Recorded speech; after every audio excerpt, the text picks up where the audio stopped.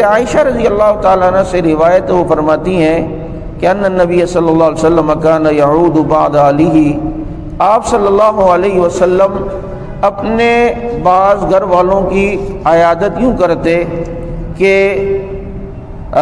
آپ صلی اللہ علیہ وسلم یمسح بیدہ الیمنی، کہ اگر کسی کے سر میں درد ہے تو اس کے سر پر ہاتھ رکھ کے آپ صلی اللہ علیہ وسلم یوں سر کو ہاتھ سے مل لیا اور ساتھ میں دعا دی. اور کیا دعا دی؟ اللہم رب الناس اذھب الباس اللہم واشف انت الشافی لا شفاء الا شفاؤک شفاء لا یغادر سقما.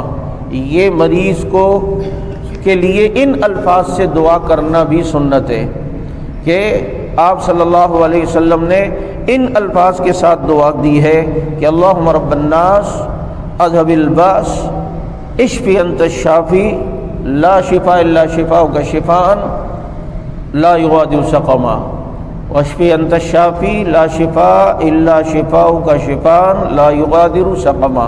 اور اگر یہ نہ ہو، اتنی دعا یاد نہیں ہے، تو ایک اور سنت ہے اور اس طرح بھی دعا دے سکتے ہیں کہ حضرت سعد رضی اللہ تعالیٰ عنہ بیمار تھے. آپ صلی اللہ علیہ وسلم، حضرت سعد فرماتے ہیں کہ میں بیمار تھا اور عادنی رسول اللہ صلی اللہ علیہ وسلم، آپ نے میری عیادت کی. یار کتنے خوش نصیب تھے جن کی عیادت کے لیے اللہ کے نبی آتے تھے. کیا لوگ تھے، کیا ساری خوش نصیبیاں تو صحابہ نے لوٹ لی ہیں.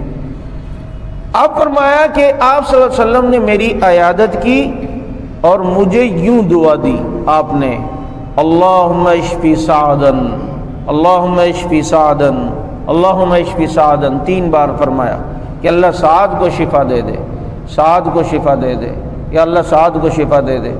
پتہ چلتا ہے مریض کا نام لے کر اس کی شفا کی دعا کرنا یہ بھی سنت ہے.